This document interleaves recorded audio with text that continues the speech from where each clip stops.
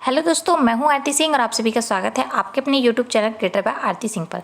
जैसा कि आप सभी को पता है कि 13 फरवरी को केवीएस का पेपर कराया गया था, जिसकी रेस्पॉन्स शीट जो आई थी वो 22 फरवरी को आई थी, जिसमें से हमने जो ड्राइंग वाला पार्ट है वो हमने कंप्लीट करा दिया था, यानी कि उसके ऊपर वीडियो अपलोड कर दी थी। और हमने तभी बोला था कि हम जो फर्स्ट वाला पार्ट है उसकी भी वीडियो जल्दी लेके आने वाले हैं।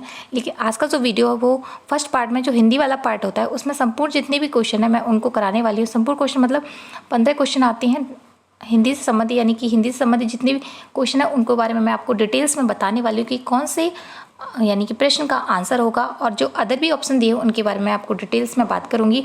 अगर आपने ड्राइंग के वाले पार्ट नहीं देखा है तो आप एक बार डिस्क्रिप्शन चेक कर ले, मैंने वहाँ पर लिंक दिया हुआ है, आप इजीली जाके वहाँ से वो वाली वीडियोस देख सकते हो और अपने सभी आंसर जो हैं आपको जिनके बारे में डाउट्स है उनको क्लियर कर सकते हो। तो आज का वीडियो स्टार्ट करने से पहले बता दूँ, जिन लोगों ने अभी तक चैनल को सब्सक्राइब नहीं किया है वह सब्सक्राइब कर ले ताकि आपको नोटिफिकेशन मिलता रहे और आपसे कोई वीडियो मिस ना हो। वीडियो स्टार्ट करते हैं। जैसा कि आप सभी को पता है कि जो हिंदी वाला पार्ट था उसमें एक पद दिया गया था, पदांश दिया गया था, गद्यांश दिया गया था। उसमें से ये पूछा गया था कि इसमें से जो आंसर नीचे दिए गए हैं उनके आंसर आपको टिक करने हैं कि कौन सा आंसर राइट होगा। हमको ये नहीं सोचना कि उन्होंने कबीरदास से यानी कि गद्यांश से जो अलग चीज़ें हैं उसको नहीं सोचना, सिर्फ जो गद्यांश में दिया हुआ है उसके बारे में ही बताना है, वहीं से आंसर टिक करने हैं। तो हमारा पहला जो गद्यांश दिया था उसमें लिखा हुआ था कि निम्नलिखित गद्यांश को ध्यानपूर्वक पढ़ें, उसके आधार पर दिए गए सटीक यानी कि जो बिल्कुल सही यानी कि उससे जो करीब हो उन उत्तर को बताइए। तो इसमें पहला जो गद्यांश दिया था उसमें लिखा हुआ था, हम इसको ध्यान में पढ़ लेते हैं, थोड़ा सा टाइम लगेगा, कि कबीर स्वयं दूसरे के हित में लगे थे, परोपकार को वे सबसे बड़ा धर्म मानते थे। किसको मानते थे? परोपकार को वे सबसे बड़ा धर्म मानते थे। उनका कहना था, यानी कि उनका जो कहने का मतलब था ये था कि जो हमारे आहत मतलब हमें जो क्षति पहुंचाते हैं कर रहे हैं उसके साथ भी हमें भलाई करनी चाहिए, यानी कि जो हमसे छल कपट करते हैं उनके साथ भी हमें क्या करनी है? भलाई करनी है।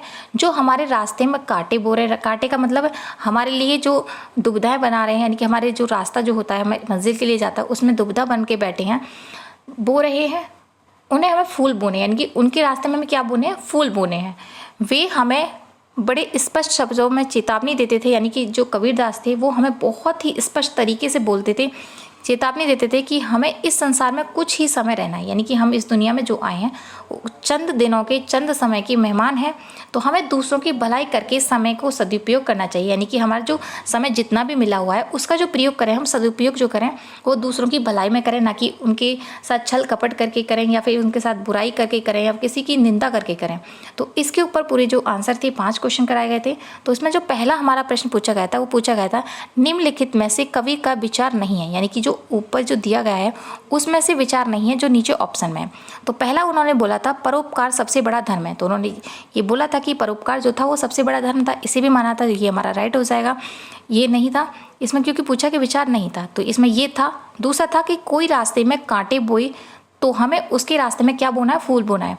तो उन्होंने ये भी लाइन बोली थी कि जो हमारे रास्ते में कांटे बो रहे हैं उसके लिए हमें क्या बोने हैं? फूल बोने हैं। तो ये हमारा नहीं होता है क्योंकि ये भी था ऑप्शन में। दूसरा था जो बुराई करता है उसे माफ़ नहीं करना चाहिए, यानी कहने का मतलब ये था कि उन्होंने जो बोला था कि जो बुराई करता है उसे माफ़ नहीं करना चाहिए, ऐसा उन्होंने नहीं बोला था। उन्होंने जो बोला था कि जो हमारे साथ बुराई कर रहे हैं उनके साथ भी हमें क्या करनी है? भलाई करनी है। तो इसमें वैसे राइट जो आंसर हो जाएगा यही हो जाएगा ऑप्शन 3, लेकिन मैं आपको तीसरे को बता देती हूँ, लोगों के साथ हमें भलाई करनी है, तो ये उनका बिल्कुल मानना था। तो इसमें जो राइट आंसर होगा हमारा ऑप्शन सी। अगर जिन लोगों ने भी सी लगाया तो उनका राइट हो जाएगा। नेक्स्ट देख लेते हैं। नेक्स्ट हमारा जो क्वेश्चन है कौन सा हो जाता है?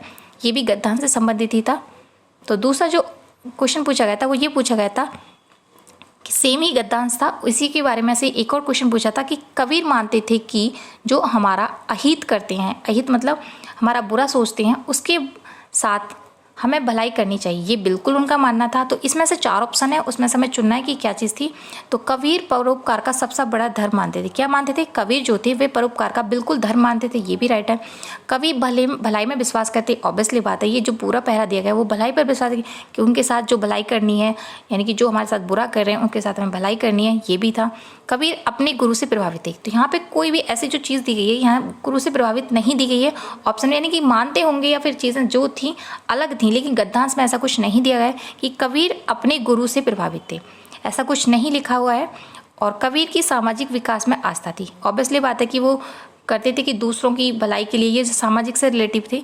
तो इसमें जो हमारा राइट आंसर जो हो जाएगा ऑप्शन 3 हो जाएगा, यानी कि कबीर अपने गुरु से प्रभावित थे, ऐसा कुछ ऑप्शन में नहीं दिया है। नेक्स्ट देख लेते हैं। नेक्स्ट है हमारा,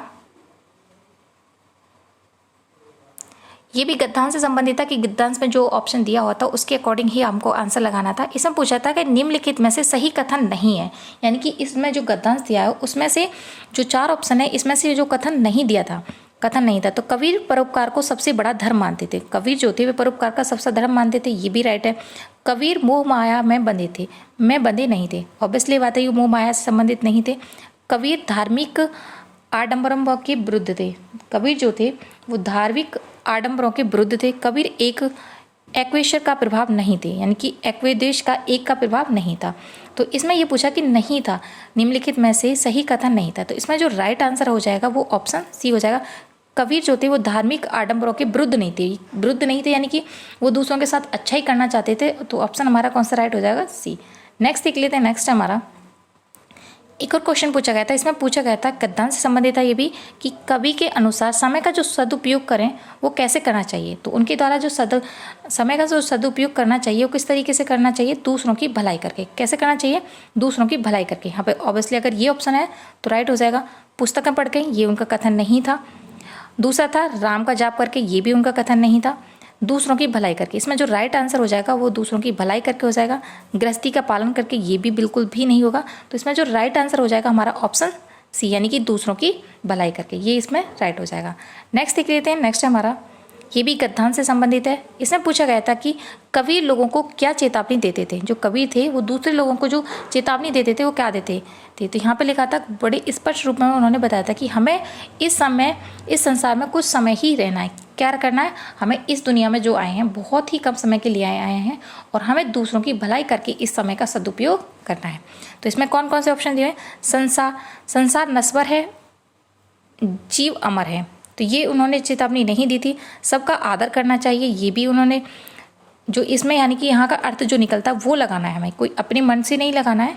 हमें संसार में कुछ समय ही रहना है, समय का सदुपयोग सुविधा के अनुसार करना है। यहाँ पे मैं आपको लगा दूँ, बहुत से लोगों ने ये लगाया हो कि समय का सदुपयोग सुविधा के साथ। उन्होंने बोला था कि जो हमें भलाई करनी है, सदुपयोग जो करना है दूसरों की भलाई करके, लेकिन यहाँ बोला है जो सदुपयोग करना है सुविधा के अनुसार करना है। सुविधा के अनुसार थोड़ी नहीं करना। उन्होंने तो सिर्फ उनका सामर्थ्य था, जो उनका कहने का मतलब था कि सिर्फ ये था दूसरों के साथ अच्छाई करनी है, उनके साथ अच्छा व्यवहार करना है। तो ये उनका नहीं होगा। सबका आदर करना, लेकिन इस वाले जो पैराग्राफ में ये चीज़ नहीं दी गई है।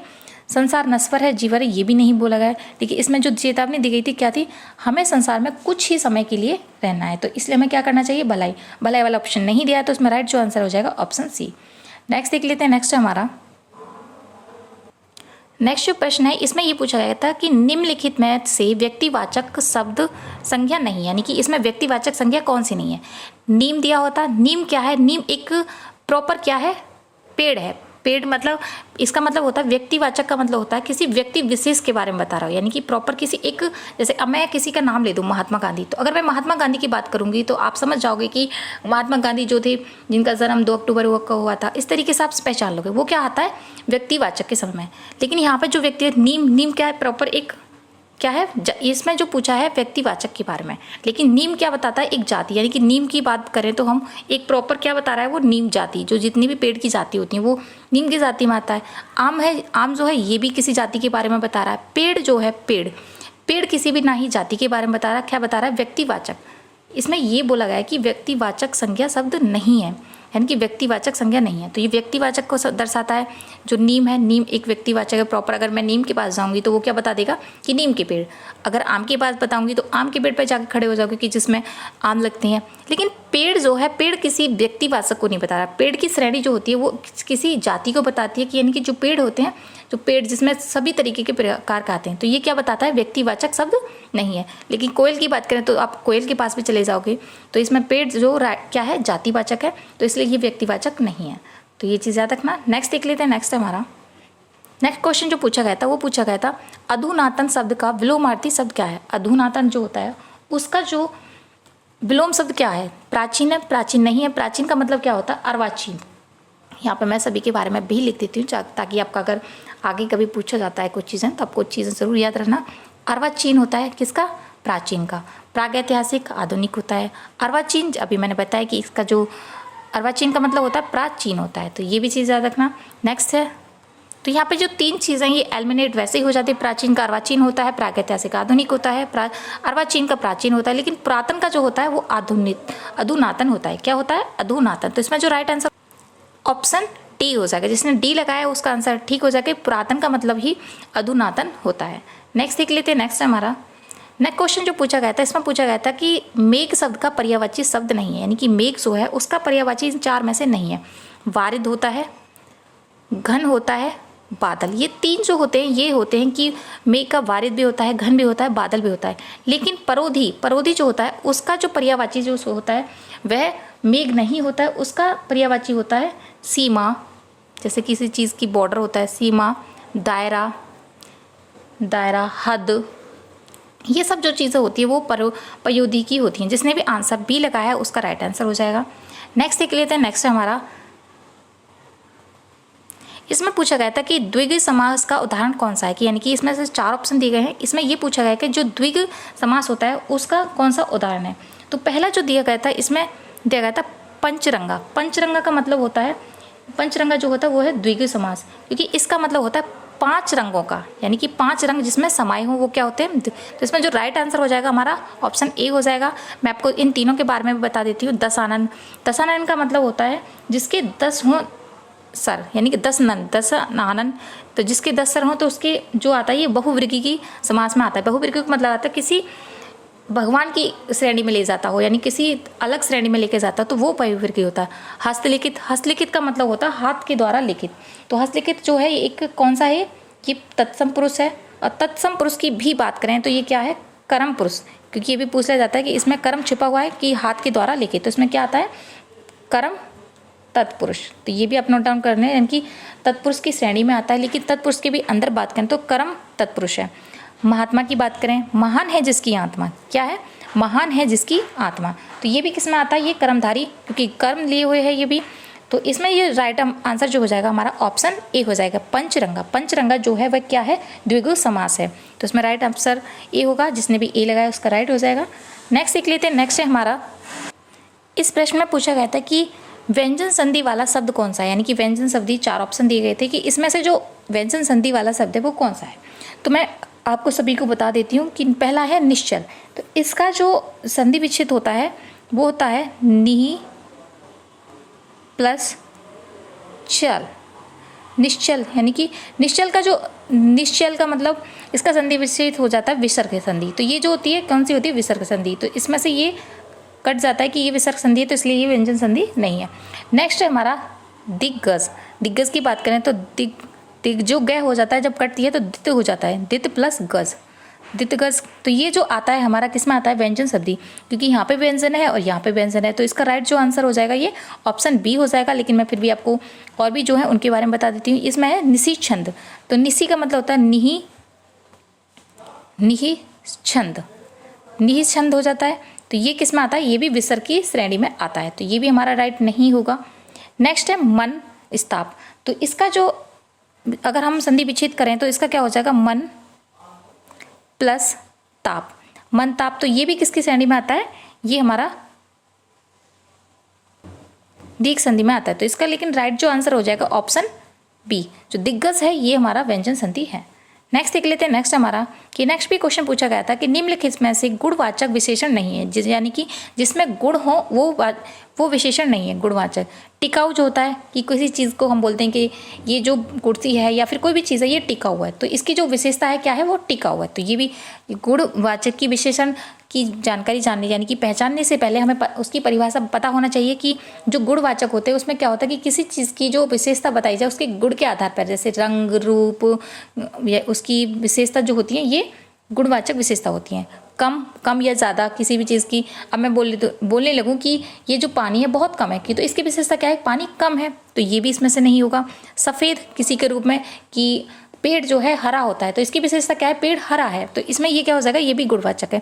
लेकिन सच जो होता है, सच कोई भी विशेषता नहीं है। सच तो सच होता है कि सच कैसा सच है कि राम सच बोल रहा है, तो इस तरीके की राम की विशेषता हो। लेकिन सच जो होता है, सच कोई गुणवाचक नहीं होता है। तो इसमें राइट जो आंसर हो जाएगा ऑप्शन 4 हो जाएगा, सच। तो ये अगर जिन लोगों ने भी सच लगाया तो उसका राइट हो जाएगा। नेक्स्ट देख लेते हैं। नेक्स्ट क्वेश्चन में पूछा गया था निम्नलिखित में से शब्द जुग्मों से तत्सम का तद्भव का असंगत है, यानी कि उसका मिलान नहीं है। तो इसमें हमें 4 ऑप्शन दिए गए थे। 4th नंबर पर दिया था स्वर्ण, स्वर्ण का सोना होता है, ये भी राइट है। कोकिला का जो होता है, कोकिला मतलब कोयल होती है जो मधुर बोलती है, तो इसमें ये भी सही हो जाएगा। जिंगवा, जिंगवा मतलब जीव होती है। खार, खार का जो मतलब होता है वो खाक नहीं होता है, इसका मतलब होता है छार। क्या होता है? छार। तो इसमें जिन लोगों ने भी ऑप्शन ए लगाया है उनका राइट हो जाएगा। तो इसमें क्या हो जाएगा? खार का मतलब होता है छार, लेकिन खाक नहीं होता है। नेक्स्ट देख लेते हैं। नेक्स्ट है हमारा नेक्स्ट प्रश्न जो दिया होता है, निम्नलिखित में से एकार्थी शब्द है। एकार्थी का शब्द का मतलब जिसका एक अर्थ ही निकलता हो, अदर अर्थ नहीं निकलते। निंदा, निंदा का दूसरे से बुराई करना, तो ये इसका भी अर्थ निकलता है। कुल, किसी के बारे में बताना है, किसी कुल के बारे में बताना है, बैकग्राउंड के बारे में, तो ये भी इसका अर्थ निकलता है। निशान, चिन्हित करना किसी चीज़ को, तो इन तीनों के जो अर्थ हैं निकलते हैं। लेकिन जो तार होता है उसका कोई अर्थ नहीं होता, यानी कि ये एक ही अर्थ होता है इसका। तो इसमें राइट आंसर हो जाएगा ऑप्शन सी, यानी कि तीसरा नंबर जिन लोगों ने भी टिक किया है उनका राइट हो जाएगा। नेक्स्ट देख लेते हैं। नेक्स्ट हमारा कि ईद का चांद हो जाएगा होना, बहुत ही इजी है ये, बहुत आपने बेसिक बहुत छोटी छोटी क्लासों में मिल जाते हैं आपको, कि 7th 6 में ही आपको देखने को मिल जाएंगे। ये विलोम शब्द का अर्थ जो होता है वो क्या होता है? ईद का चांद होना, मुश्किलों से काम करना, ये नहीं होगा बिल्कुल भी। मुश्किल से दिखाई देना, यानी कि किसी भी व्यक्ति का या किसी भी चीज़ का बहुत दिनों के बाद या जिसकी हम प्रतीक्षा कर रहे हैं, या फिर किसी को हम देखना चाह रहे हैं लेकिन वो नहीं दिखाई देना, यानी बहुत ही मुश्किल से दिखाई देना, क्या कहलाता है? ईद का चांद। क्योंकि ईद का चांद आपको पता है कब निकलता है। और थर्ड जो था वो ईद पर चांद निकलना, ये बिल्कुल भी नहीं होता। बहुत प्रिय होना, प्रिय का मतलब आँख का तारा होता है, तो उसका बहुत प्रिय होता है। इसमें जो राइट आंसर हो जाएगा वो क्या हो जाएगा? Option B. जिन लोगों ने भी टो लगाया उनका राइट हो जाएगा। नेक्स्ट देख लेते हैं। नेक्स्ट हमारा नेक्स्ट जो ऑप्शन दिया गया है, नेक्स्ट प्रश्न था निम्नलिखित में से वर्तनी की दृष्टि से शुद्ध। वर्तनी की दृष्टि का मतलब होता है किसी अक्षर का शुद्ध लिखना, तो इसमें से कौन सा है जो वर्तनी की दृष्टि से शुद्ध है? तो कल्याण, कल्याण ऐसे नहीं लिखा जाता है। कल्याण जो लिखा जाता है वो लिखा जाता है कल्याण, ये बड़ी डे लगती है, तो इसमें राइट ये नहीं होगा। पुण्य, पुण्य की बात करें तो पुण्य जो लिखा जाता है वो कुछ इस तरीके से लिखा जाता है, तो ये पुण्य भी राइट नहीं होगा। उपलक्ष्य की बात करें तो उपलक्ष्य जो लिखा जाता है कैसे लिखा जाता है? उपलक्ष्य, लक्ष्य होता है, तो ये भी नहीं होगा। सामर्थ्य की बात करें तो सामर्थ्य जो हमारा राइट हो जाएगा। सामर्थ्य इस तरीके से ही लिखा जाता है।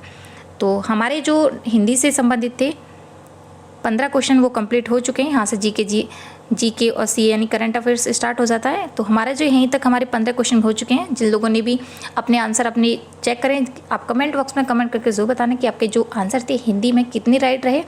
अगर आपके 15 में से 13 या 12 रहते हैं, आपका बहुत ही अच्छा स्कोर है। अगर पूरे रहें तो वेरी गुड, बहुत ही अच्छा रिजल्ट रहेगा आपका। तो आपका जो आज का जो वीडियो है अगर अच्छा लगा हो तो कमेंट बॉक्स में कमेंट करके ज़रूर बताना कि वीडियो कैसा लगा। Thank you for watching this video. मिलते हैं नेक्स्ट वीडियो में, तब तक के लिए bye bye and thank you so much.